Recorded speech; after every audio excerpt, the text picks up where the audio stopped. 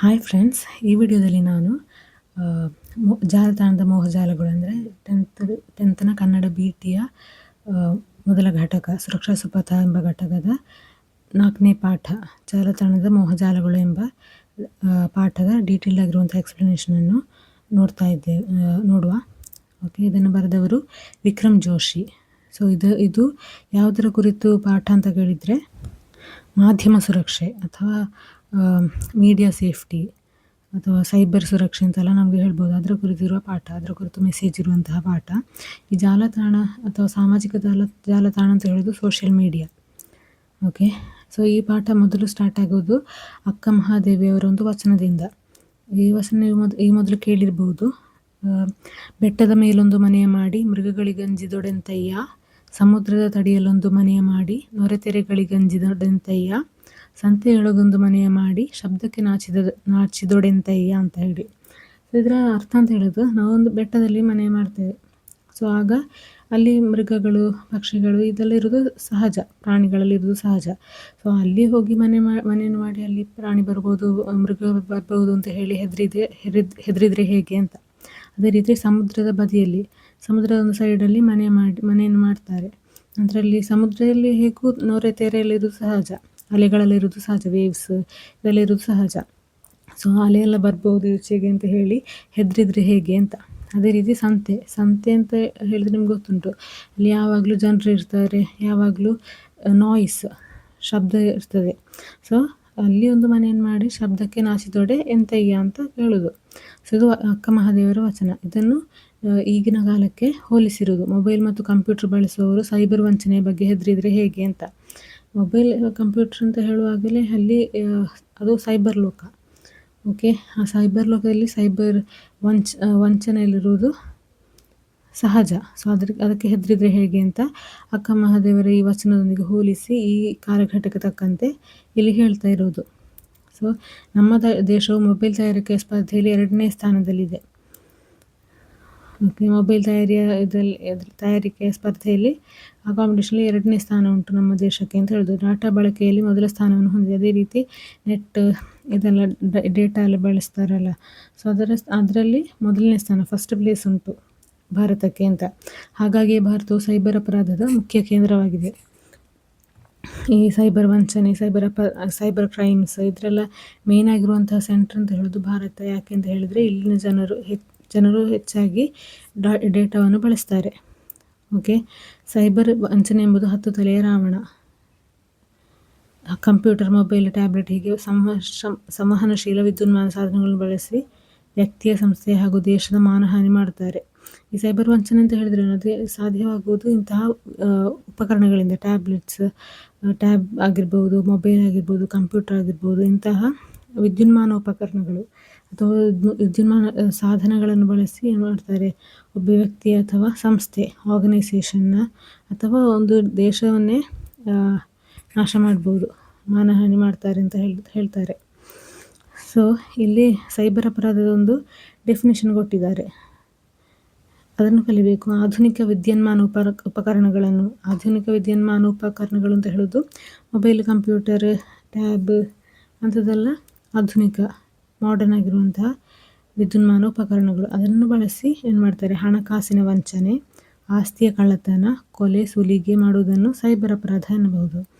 So ಅದನ್ನೆಲ್ಲ ಉಪಯೋಗಿಸಿ, ಆ ಫೋನ್ ಇಂಥದನ್ನೆಲ್ಲ ಉಪಯೋಗಿಸಿ ಹಣಕಾಸಿನ ವಂಚನೆ ಅಂದರೆ, ನೀವು ಈಗ ತುಂಬ ನೋಡಿರ್ಬೋದು ಆನ್ಲೈನಾಗಿ ತುಂಬ ಆ್ಯಪ್ಸ್ ಎಲ್ಲ ಇರ್ತದೆ.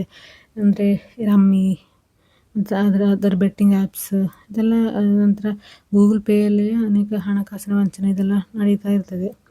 ಅಂದರೆ ಆಸ್ತಿಯ ಕಳ್ಳತನ, ಮತ್ತು ಮತ್ತೊಬ್ಬರ ಪರ್ಸನಲ್ ಆಗಿರುವಂಥ ಇನ್ಫಾರ್ಮೇಷನನ್ನು ಕಲೆಕ್ಟ್ ಮಾಡಿ ಅವರಲ್ಲಿರುವ ಆಸ್ತಿಯನ್ನು ದೋಚುವುದು, ಇಂಥದ್ದೆಲ್ಲ ನಡೀತದೆ. ಅದೇ ರೀತಿ ಕೊಲೆ ಸುಲಿಗೆ ಅಂತ ಹೇಳೋದು ಈ ಅವತ್ತು ಬ್ಲೂ ವೇಲ್ ಅಂತ ಹೇಳುವ ಒಂದು ನಿಮಗೆ ಆಟ ಗೊತ್ತಿರ್ಬೋದು, ಗೇಮ್ಸ್. ಅದು ತುಂಬ ಜನರನ್ನು ಏನು ಮಾಡಿತು, ಕೊಲೆ ಮಾಡಿತು, ಸ್ವಯಂ ಆತ್ಮಹತ್ಯೆ ಮಾಡುವಂತೆ ಮಾಡಿತು. ಸೊ ಇದನ್ನೆಲ್ಲ ಏನು ಅಂತ ಹೇಳೋದು, ಸೈಬರ್ ಅಪರಾಧ ಅಂತ ಹೇಳ್ಬೋದು. ಈ ಅಪರಾಧದಲ್ಲಿ ಹಣಕಾಸಿನ ವಂಚನೆಯದ್ದೇ ಸಿಂಹಪಾಲು. ಇದರಲ್ಲಿ ಮೇಯ್ನಾಗಿ ಜನರು ಮೋಸ ಹೋಗುವುದು ಅಂತ ಹೇಳಿದರೆ ಹಣಕಾಸಿನ ವಿಷಯದಲ್ಲಿ.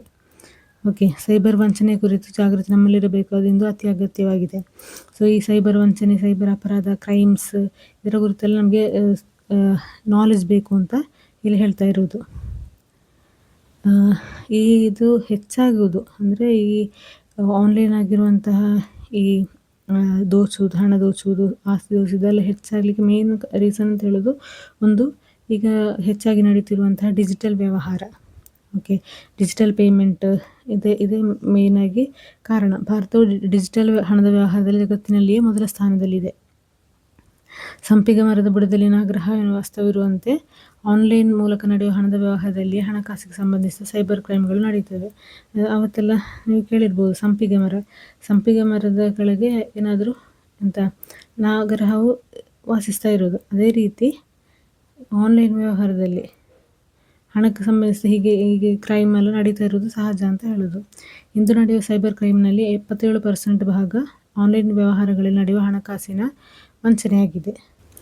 ಅದೇ ರೀತಿ ಆನ್ಲೈನ್ ಆಟ, ಜೂಜಾಟ ಅಂತ ಹೇಳಿದ್ರೆ ಬೆಟ್ಟಿಂಗ್ ಮೇಯ್ನಾಗಿ. ಸೊ ಇದರಿಂದೆಲ್ಲ ತುಂಬ ಇನ್ನಸೆನ್ಸ್ ಅಥವಾ ಅಮಾಯಕರ ಹಣ ಎಲ್ಲ ಕಳೆದು ಹೋಗ್ತಾ ಉಂಟು, ಲಾಸ್ ಆಗ್ತಾ ಉಂಟು ಅಂತ ಹೇಳ್ತಾರೆ. ಅಲ್ಲಿ ಮೇಯ್ನಾಗಿ ಒಂದು ಆ ಪದ್ಯದ ಮೂಲಕ ಅಲ್ಲಿ ಒಂದು 6 ಲೈನ್ನ ಪದ್ಯ ಕೊಟ್ಟಿದ್ದಾರಲ್ಲ, ಆ ಮೂಲಕ ಹೇಳ್ತಾ ಇರೋದು, ಪಾಂಡವರ ಕಾಲದಲ್ಲಿ ಪಾಂಡವರು ಮತ್ತು ಕೌರವರು ಏನು ಮಾಡ್ತಾರೆ, ಜೂಜಾಟ ಆಡ್ತಾರೆ. ಅಲ್ಲಿ ಪಾಂಡವರಿಗೆ ಅವರ ರಾಜ್ಯ ಇದೆಲ್ಲ ನಷ್ಟ ಆದ್ದು ಹೇಗೆ, ಜೂಜಾಟ ಆಡಿ. ಓಕೆ, ಸೊ ಅದರಲ್ಲಿ ಎಕ್ಸಾಂಪಲ್ ಆಗಿ ಕೊಟ್ಟಿರೋದು ಕುಮಾರವ್ಯಾಸ ಭಾರತದ ಸಭಾಪರ್ವದಲ್ಲಿ ಬರುವ ಈ ಮಾತನ್ನು ಶಕುನಿಯು ಕೌರವನಲ್ಲಿ ಹೇಳ್ತಾನೆ. ಅಂದರೆ ಮಹಾಭಾರತದಲ್ಲಿ ಹಲವಾರು ತಿರುವುಗಳಿವೆ. ಶಕುನಿ ಹೆಣೆದ ಕುತಂತ್ರದ ಜೂಜಾಟ ಅದರಲ್ಲೊಂದು. ಧರ್ಮಜ್ಞನು, ಧರ್ಮರಕ್ಷಕನು, ಜ್ಞಾನಿಯೂ ಆಗಿರುವ ಧರ್ಮರಾಯನು ಜೂಜಾಟದ ಮೇಲಿನ ಅತಿ ಪ್ರೀತಿಯಿಂದ ಜೂಜಾಟದ ಕುಲಶಿರೋಮಣಿಯಾದ ಶಕುನಿ ಜೊತೆ ಜೂಜಾಡಿ ಸರ್ವಸ್ವವನ್ನು ಕಳೆದುಕೊಳ್ಳುತ್ತಾನೆ. ನಾನು ಈ ಮೊದಲು ಹೇಳಿದಾಗ ಪಾಂಡವರಲ್ಲಿ ಹಿರಿಯವನು ಧರ್ಮರಾಯ. ಓಕೆ, ಧರ್ಮರಾಯ ಅವನಿಗೆ ಸ್ವಂತ ಬುದ್ಧಿ ಉಂಟು, ಜ್ಞಾನಿ, ಧರ್ಮಜ್ಞ, ಧರ್ಮರಕ್ಷಕ. ಆದರೂ ಅವನು ಏನು ಮಾಡ್ತಾನೆ, ಶಕುನಿಯ ಜೊತೆಗೆ ಜೂಜಾಟ ಆಡಲಿಕ್ಕೆ ಹೋಗ್ತಾನೆ. ಹಾಗೆ ಜೂಜಾಟ ಆಡಿ ಅವನ ದೇಶ, ಅವನ ರಾಜ್ಯ, ನಂತರ ಅವನ ಮಡದಿಯನ್ನು ಕೂಡ ಪೆಟ್ಟಾಗಿ ಇಡ್ತಾನೆ. ಸೊ ಅವನ ಸರ್ವಸ್ವವನ್ನು ಕಳೆದುಕೊಳ್ತಾನೆ. ಅದೇ ರೀತಿ ಈಗ ನಡೀತಾ ಇರೋದು ಆನ್ಲೈನ್ ಆಗಿ ಅಂತ ಹೇಳೋದು. ಜೂಜು ಪಾಂಡವರ ಬದುಕನ್ನು ದಿಕ್ಕುಪಾಲು ಮಾಡಿದಂತೆ ಇಂದು ಆನ್ಲೈನ್ ಜೂಜು ಲಕ್ಷಾಂತರ ಸಂಸಾರವನ್ನು ಬೀದಿಗೆ ತರುತ್ತಿವೆ. ಸೊ ಇದು ಮೇಯ್ನಾಗಿ ಎಕ್ಸಾಂಪಲ್ ಕೇಳ್ತಾ ಇರೋದು. ಈ ಒಂದು ಸೆಂಟೆನ್ಸ್ ಕೊಟ್ಟು ಈ ಜೂಜಾಟದ ಬಗ್ಗೆ ಅಥವಾ ಆನ್ಲೈನ್ ಹೀಗೆ ಸೈಬರ್ ಕ್ರೈಮ್ನ ಕುರಿತು ಬರೀಲಿಕ್ಕೆ ಹೇಳೋದು. ನಂತರ ಇದರ ಮೇನ್ ಕಾನ್ಸಿಕ್ವೆನ್ಸಸ್, ಪರಿಣಾಮ ಏನು ಅಂತ ಹೇಳಿದರೆ, ಮಕ್ಕಳು ಓದಿನಲ್ಲಿ ಆಸಕ್ತಿಯನ್ನು ಕಳೆದುಕೊಳ್ತಾರೆ. ಯುವಕರು ಸಾಲ ಮಾಡಿ ಆತ್ಮಹತ್ಯೆಗೆ ಶರಣಾಗುತ್ತಿದ್ದಾರೆ. ಮಹಿಳೆಯರು ಚಕ್ರವ್ಯೂಹಕ್ಕೆ ಸಿಕ್ಕಿ ಹೊರಬರಲಾರದೆ ಚಿತ್ರಹಿಂಸೆ ಅನುಭವಿಸುತ್ತಿದ್ದಾರೆ. ಅದೇ ರೀತಿ ನಾನು ಆಗಲೇ ಹೇಳಿದಂತೆ ಬ್ಲೂ ವೇಲ್ನಂತಹ ಆನ್ಲೈನ್ ಆಟಗಳಿಗೆ ಮಕ್ಕಳೇನಾಗ್ತಾರೆ, ಬಲಿಪಶು ಆಗ್ತಾರೆ. ಓಕೆ, ಇದು ಹೀಗೆ ಮುಂದುವರೆದರೆ ಸಮಾಜಕ್ಕೆ ಇದೊಂದು ಹುಲಿಯ ಹುಣ್ಣು ಆಗದೇ ಇರುವುದರಲ್ಲಿ ಸಂಶಯವಿಲ್ಲ. ಓಕೆ, ಈ ಹುಲಿಯ ಹುಣ್ಣು ಅಂತ ಹೇಳಿದ್ರೆ ಮೀನಿಂಗ್ ಏನು ಅಂತ ಹೇಳ್ತಾರೆ. ಇದು ಮಾಯದ ಗಾಯ. ಓಕೆ, ಎಂತ ಅದು ಎಷ್ಟು ಸಮಯ ಆದರೂ ಮಾಯದಂತಹ ಗಾಯ ಆಗಿರ್ಬೋದು ಅಂತ ಹೇಳ್ತಾನೆ. ಈ ಸೈಬರ್ ಕ್ರೈಮ್ಸ್ನ ಅಥವಾ ಈ ಸೈಬರ್ ಕ್ರೈಮ್ಸ್ಗೆ ಯಾರಾದರೂ ಬಲಿಯಾದರೆ ಅದು ಜೀವನವಿಡೀ ಅನುಭವಿಸಬೇಕಾಗುತ್ತದೆ ಅಂತ. ಓಕೆ, ನಂತರ ಈ ನೆಕ್ಸ್ಟ್ ಬರೋದು ಮೇಯ್ನಾಗಿ ಮಕ್ಕಳ ಮೇಲೆ ಫೋಕಸ್ ಮಾಡಿರೋದು. ಅದು ಆನ್ಲೈನ್ ವಿಷಯ ಎಲ್ಲ ಮಕ್ಕಳನ್ನು ಹೇಗೆ ಅಫೆಕ್ಟ್ ಮಾಡ್ತಾ ಉಂಟು ಅಂತ ಹೇಳಿ. ಮಕ್ಕಳ ವಿಷಯದಲ್ಲಿ ಸಾಮಾಜಿಕ ಜಾಲತಾಣದ ಪ್ರಯೋಜನ ಕಿಂಚಿತ್, ದುಷ್ಪರಿಣಾಮವು ಅತಿ ಹೆಚ್ಚು ಅಂತ. ಮಕ್ಕಳ ವಿಷಯದಲ್ಲಿ ನೋಡುವಾಗ ಸಾಮಾಜಿಕ ಜಾಲತಾಣ ಅಂತ ಹೇಳೋದು ಸೋಷಿಯಲ್ ಮೀಡಿಯಾದ Kannada translation. Okay, so social ಮೀಡಿಯಾದ ಪ್ರಯೋಜನ, ಬೆನಿಫಿಟ್ ಅಂತ ಹೇಳೋದು ಸ್ವಲ್ಪ, ಆದರೆ ದುಷ್ಪರಿಣಾಮ ಹೆಚ್ಚು ಅಂತ ಇಲ್ಲಿ ಹೇಳ್ತಾ ಇರೋದು. ಅದೇ ರೀತಿ ವಿದ್ಯುನ್ಮಾನ ಉಪಕರಣ ಅಂದರೆ ಗ್ಯಾಜೆಟ್, ಮೊಬೈಲ್, ಕಂಪ್ಯೂಟರ್, ವಿದ್ಯುನ್ಮಾನ ಉಪಕರಣಗಳ ಉಪಯೋಗದಿಂದ ಮಕ್ಕಳಿಗೆ ಏನಾಗ್ತದೆ, ಬುದ್ಧಿಮಾಂದ್ಯತೆ ಉಂಟಾಗ್ತದೆ. ಅದೇ ರೀತಿ ಭಾರತದಲ್ಲಿ 50%ಗಿಂತ ಹೆಚ್ಚು ಮಕ್ಕಳು 3 ಗಂಟೆಗಿಂತ ಹೆಚ್ಚು ಈ ಸೋಷಿಯಲ್ ಮೀಡಿಯಾಸಲ್ಲಿ ಇನ್ಸ್ಟಾಗ್ರಾಮ್, ಮೊಬೈಲ್ ಗೇಮ್ಸ್ ಹೀಗೆ ಸಮಯ ಕಳೀತಾರೆ ಅಂತ ಹೇಳೋದು. ಇದೆಲ್ಲ ಅವರ ಮೇಲೆ ಹೇಗೆ ಪ್ರಭಾವ ಬೀರ್ತದೆ ಅಂದರೆ ಸೈಬರ್ ಕಿರುಕುಳ ಅಂದರೆ ಸೈಬರ್ ಬುಲ್ಲಿಂಗ್. ಓಕೆ, ಸೈಬರ್ ಬುಲ್ಲಿಂಗ್ಗೆ ಅವರು ಏನಾಗ್ತಾರೆ, ಬಲಿಯಾಗ್ತಾರೆ. ಸೊ ಆಗ ಅವರಿಗೆ ಕಾನ್ಫಿಡೆನ್ಸ್ ಎಲ್ಲ ಹೋಗ್ತದೆ. ಇಲ್ಲಿ ಇದು ಕೊಟ್ಟಿದ್ದಾರೆ, ಯಾವುದು ಸೈಬರ್ ಕಿರುಕುಳ ಅಥವಾ ಸೈಬರ್ ಬೆದರಿಕೆಯ ಡೆಫಿನಿಷನ್ ಕೊಟ್ಟಿದ್ದಾರೆ, ಅದು ಕಲಿಯಿರಿ. ಒಬ್ಬ ವ್ಯಕ್ತಿಯು ಇನ್ನೊಬ್ಬ ವ್ಯಕ್ತಿಯನ್ನು ಉದ್ದೇಶಪೂರ್ವಕವಾಗಿ ಅಂತ ಹೇಳುವಾಗ ಇಂಟೆನ್ಷನಲಿ ವಿದ್ಯುನ್ಮಾನ ಅಂದರೆ ಮೊಬೈಲ್ ಕರೆ, ಮೊಬೈಲ್ ಕಾಲ್, ಸಂದೇಶ ಅಂತ ಹೇಳಿದರೆ ಮೆಸೇಜ್, ಸಾಮಾಜಿಕ ಜಾಲತಾಣ ಅಂತ ಹೇಳಿದರೆ ಸೋಷಿಯಲ್ ಮೀಡಿಯಾ, ಇಮೇಲ್, ಇದರೆಲ್ಲ ಮೂಲಕ ಸತತವಾಗಿ ಬೆದರಿಕೆ ಒಡ್ಡುವುದು, ಯಾವಾಗಲೂ ಎಂಥ ಥ್ರೆಟ್ ಕೊಡೋದನ್ನು, ಅದೇ ರೀತಿ ಮಾನಸಿಕವಾಗಿ ಮೆಂಟಲಿ ಟಾರ್ಚರ್ ಮಾಡೋದನ್ನು ಸೈಬರ್ ಕಿರುಕುಳ ಅಥವಾ ಸೈಬರ್ ಬೆದರಿಕೆ ಅನ್ಬೋದು. ಅಂದರೆ ಈಗ ನಾವು ಸಾಧಾರಣ ಮಕ್ಕಳ ವೀಡಿಯೋಸ್ ಎಲ್ಲ ಇನ್ಸ್ಟಾಗ್ರಾಮಲ್ಲಿ ಬರುವಾಗ ಅಲ್ಲಿ ಕಮೆಂಟ್ ಮಾಡೋ ಸೆಕ್ಷನ್ ಇರ್ಬೋದಲ್ಲ, ಕಮೆಂಟ್ ಸೆಕ್ಷನಲ್ಲಿ ಓದುವಾಗ ಗೊತ್ತಾಗ್ತದೆ ಅಲ್ಲಿ ಅದು ವಿಡಿಯೋದಲ್ಲಿ ತೋರಿಸಿರುವ ಮಕ್ಕಳ ಮೇಲೆ ಏನೆಲ್ಲ ಕಮೆಂಟ್ ಮಾಡ್ತಾರೆ ಅಂತ ಹೇಳೋದು ನಮಗೆ ನೋಡಲಿಕ್ಕೆ ಸಾಧ್ಯ ಉಂಟು. ಸೊ ಅದೇ ಇಲ್ಲಿ ಸೈಬರ್ ಬುಲ್ಲಿಯಿಂಗ್ ಅಂತ ಹೇಳೋದು. ಅದೇನು ಮಾಡ್ತದೆ, ಈ ಮಾನಸಿಕ ಹಿಂಸೆ ಹಿಂಸೆ ಮಕ್ಕಳು ಅನುಭವಿಸಬೇಕಾಗ್ತದೆ. ಸೈಬರ್ ಕಿರುಕುಳದಿಂದಾಗಿ ಮಕ್ಕಳು ಮಂಕಾಗುತ್ತಾರೆ ಮೀನ್ಸ್ ಡಲ್ ಆಗ್ತಾರೆ. ಅವರಲ್ಲಿ ವಿದ್ಯಾಭ್ಯಾಸ ಅಭಿರುಚಿ ಅಂದರೆ ವಿದ್ಯಾಭ್ಯಾಸ ಎಜುಕೇಷನ್ನ ಇಂಟ್ರೆಸ್ಟ್, ಅದರ ಮೇಲಿರೋ ಇಂಟ್ರೆಸ್ಟ್ ರೆಡ್ಯೂಸ್ ಆಗ್ತದೆ. ಶಾಲೆಗೆ ಅಥವಾ ಸಾರ್ವಜನಿಕ ಸ್ಥಳಗಳಿಗೆ ಹೋಗಲು ಭಯಪಡುತ್ತಾರೆ. ನಂತರ ಇದಕ್ಕೆಲ್ಲ ಮೂಲ ಕಾರಣ ಯಾವುದು? ಮೊಬೈಲ್. ಓಕೆ, ಈ ಮೊಬೈಲ್ನ ಆಗಮನದಿಂದ ನಾವು ರಿಯಾಲಿಟಿಯಲ್ಲಿ ಬದುಕೋದಕ್ಕಿಂತ ಹೆಚ್ಚು ಸಮಯ ನಮ್ಮೊಂದು ಭ್ರಮೆಯ ನಾವು ಕ್ರಿಯೇಟ್ ಮಾಡಿ ಒಂದು ಫ್ಯಾಂಟಸಿಯಲ್ಲಿ ಬದುಕುವುದೇ ಹೆಚ್ಚು ಅಂತ ಹೇಳ್ತಾ ಇದ್ದಾರೆ. ನಂತರ ಲಾಸ್ಟ್ ಕನ್ಕ್ಲೂಷನ್ ಆಗಿ ಹೇಳ್ತಾ ಇರೋದು, ಸಾಮಾಜಿಕ ಜಾಲತಾಣದಲ್ಲಿ ಮಾಹಿತಿಗಳಿವೆ. ಮಾಹಿತಿ ಅಂತ ಹೇಳೋದು ಇನ್ಫಾರ್ಮೇಷನ್. ಓಕೆ, ಇನ್ಫಾರ್ಮೇಷನ್ನ ಕನ್ನಡ ಮಾಹಿತಿ ಅಂತ ಹೇಳೋದು. ಸಾಮಾಜಿಕ ಜಾಲತಾಣದಲ್ಲಿ ಏನಿದೆ, ಇನ್ಫಾರ್ಮೇಷನ್ ಇದೆ, ಬೇಕಾದ ಇನ್ಫಾರ್ಮೇಷನ್ ಇದೆ. ಕಲಿಕೆಗೆ ಏನೆಲ್ಲ ಬೇಕು ಅದೆಲ್ಲ ಪಠ್ಯಪುಸ್ತಕ, ಟೆಕ್ಸ್ಟ್ ಬುಕ್ ಆಗಲಿ, ಎಲ್ಲ ಉಪಕರಣಗಳು ಇಲ್ಲಿ ಸಿಗ್ತದೆ, ಯಾವುದು ಮೊಬೈಲ್ನಲ್ಲಿ ಸಿಗ್ತದೆ. ಆದರೆ ನಾವು ಉಪಯೋಗಿಸುವಾಗ ನಮಗೆ ಅದರ ಕಾನ್ಸಿಕ್ವೆನ್ಸಸ್, ದುಷ್ಪರಿಣಾಮ, ಡಿಮೆರಿಟ್ಸ್ನ ಕುರಿತು ಸಹ ತಿಳಿದಿರಬೇಕು ಅಂತ.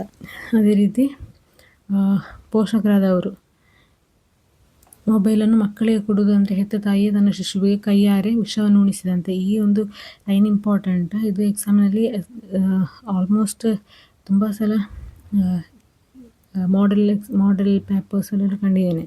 ಅಂದರೆ ಮೊಬೈಲನ್ನು ಮಕ್ಕಳಿಗೆ ಕೊಡು ಅಂತ ಹೇಳಿದರೆ ಒಂದು ಹೆತ್ತ ತಾಯಿ ಏನು ಮಾಡೋದು, ತನ್ನ ಮಗುವಿಗೆ, ತನ್ನ ಶಿಶುವಿಗೆ ವಿಷ ಕೊಟ್ಟ ಹಾಗೆ ಅಂತ ಹೇಳ್ತಾ ಇರೋದು. ನಮಗೆ ಗೊತ್ತಿಲ್ಲದ ಹಾಗೆ ಅಗೋಚರ ಹಸಿರರು ಬಂದು ಮಗುವಿನ ಸೃಜನಶೀಲತೆ ಅಂತ ಹೇಳಿದರೆ ಕ್ರಿಯೇಟಿವಿಟಿ, ನಮಗೆ ಅವ್ರಂತಲೇ ಗೊತ್ತಿರೋದಿಲ್ಲ, ಆ ಮನುಷ್ಯರೆಲ್ಲ ಬಂದು ಆ ಅಸುರರು ಅಂತ ಹೇಳ್ತಾ ಇರೋದು, ರಾಕ್ಷಸರು ಬಂದು ಮಕ್ಕಳ ಕ್ರಿಯೇಟಿವಿಟಿ ಇದನ್ನೆಲ್ಲ ಕೊಂದು ರಕ್ತ ಕುಡಿದು ಹೋಗ್ತಾರೆ. ಆಗ ಪಾಲಕರು ಅಂದರೆ ಪೇರೆಂಟ್ಸ್, ಗಾರ್ಡಿಯನ್ಸ್ ಸ್ವಲ್ಪ ಎಡವಿದ್ರೂ ಏನಾಗ್ತದೆ, ಮುಂದಿನ ಜಗತ್ತು ಮೂರ್ಖರಲ್ಲದೆ ಆಡುವ ನೆಲವಾಗ್ತದೆ. ನಮ್ಮ ಮಕ್ಕಳು ಏನಾಗ್ತದೆ, ಈ ಸೋಷಿಯಲ್ ಮೀಡಿಯಾ ಎಂಬ ಭ್ರಮೆಯಲ್ಲಿ ಜೀವಿಸಿ ಅಲೆದಾಡ್ತಾ ಇರ್ತಾರೆ ಅಂತ ಹೇಳ್ತಾ ಇರೋದು. ಸೊ ಇದು ಯಾರು ಬರೆದದ್ದು? ವಿಕ್ರಮ್ ಜೋಶಿ ಅವರು ಬರೆದದ್ದು. ಇವರು ಮೂಲತಃ ಉತ್ತರ ಕನ್ನಡದವರು. ಓಕೆ, ನಂತರ ಇಲ್ಲಿ ಜಾಲತಾಣದ ಮೋಹಜಾಲಗಳು ಎಂಬ ಪಾಠವನ್ನು ಅವರ ಸೈಬರ್ ವಂಚನೆ, ಅಂತರ್ಜಾಲದ ಕರಾಳಮುಖ. ಅಂತರ್ಜಾಲ ಅಂತ ಹೇಳೋದು, ಓಕೆ, ಅಂತರ್ಜಾಲ ಕೆಳಗೆ, ಅಂತರ್ಜಾಲ ಅಂತ ಹೇಳೋದು ಇಂಟರ್ನೆಟ್ನ ಕನ್ನಡ ಪದ. ಓಕೆ, ಅದೇ ರೀತಿ ಅಂತರ್ಜಲ ಅಂತ ಹೇಳಿದರೆ ಅದು ಅಂಡರ್ ವಾಟರ್. ಓಕೆ, ಭೂಗರ್ಭ ಜಲ, ಅದನ್ನು ಹೇಳೋದು ಅಂತರ್ಜಲ ಅಂತ ಹೇಳಿದರೆ. ಇದು ಅಂತರ್ಜಾಲ. ಸೊ ಯಾವುದು ಕನ್ಫ್ಯೂಷನ್ ಆಗಬೇಡಿ.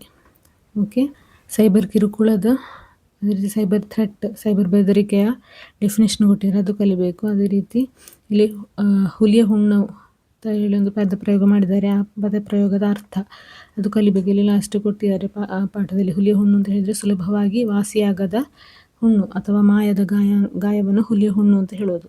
ಸೊ ಅದು 1 ಮಾರ್ಕಿಗೆ ಹೇಳ್ತಾರೆ, ಅದು ಕಲಿಬೇಕು. ಅದೇ ರೀತಿ ಸೈಬರ್ ಅಪರಾಧದ ಡೆಫಿನೇಷನ್ ಕೊಟ್ಟಿದ್ದಾರೆ, ಅದು ಸಹ ಕಲಿಬೇಕು. ಅದೇ ರೀತಿ ಈ ಲಾಸ್ಟ್ನ 2 ಪ್ಯಾರಾಗ್ರಾಫ್ ಇದು ಇಂಪಾರ್ಟೆಂಟ್. ಇಲ್ಲಿ ಮಕ್ಕಳನ್ನು ಹೇಗೆ ಅಫೆಕ್ಟ್ ಮಾಡ್ತದೆ ಅಂತ ಇಲ್ಲಿ ಡೀಟೇಲ್ ಆಗಿ ಕೊಟ್ಟಿದ್ದಾರೆ. ಸೊ ಇದನ್ನು ಕಲಿತರೆ ನಿಮಗೆ ಎಸ್ಸೆಗೆಲ್ಲ ಬಂದರೆ ಬರಿಬಹುದು. ಓಕೆ, ಸೊ ಸಬ್ಸ್ಕ್ರೈಬ್ ಮಾಡಲಿಕ್ಕೆ ಮರಿಬೇಡಿ. ಓಕೆ.